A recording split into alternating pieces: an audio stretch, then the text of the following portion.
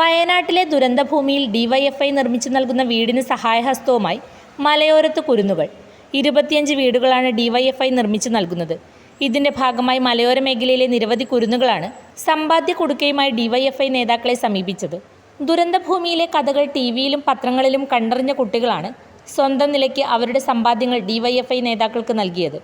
ഭൂദാനത്തെ KS Diya, തട്ടുമ്മലിലെ Anay Mahesh, Sreeharsh S Kumar, തട്ടുമ്മലിലെ Harshil Rajesh എന്നീ കുരുന്നുകളാണ് ഇന്നലെ DYFI നേതാക്കൾക്ക് സമ്പാദ്യ കൊടുക്കകൾ നൽകിയത്.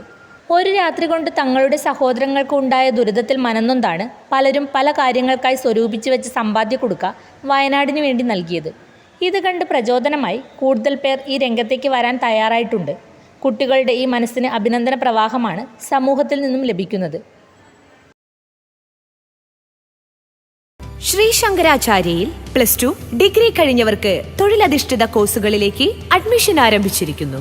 അഭിരുചിക്കനുസരിച്ച് തിരഞ്ഞെടുക്കാൻ നിരവധി കോഴ്സുകൾ. നൂതന സാങ്കേതിക വിദ്യയുടെ സഹായത്തോടെ അതാത് മേഖലയിലെ പ്രൊഫഷണൽസ് നയിക്കുന്ന ക്ലാസുകൾ. വരും വർഷങ്ങളിലെ തൊഴിൽ സാധ്യത മുന്നിൽ കണ്ട് അപ്ഡേറ്റ് ചെയ്ത മികച്ച സിലബസ്. ആധുനിക സാങ്കേതിക വിദ്യയുടെ സഹായത്തോടെ തയ്യാറാക്കിയിരിക്കുന്ന ഡിജിറ്റൽ ക്ലാസ് റൂമുകൾ, ലാബുകൾ. Merchant square near bus stand, Cherupuzha.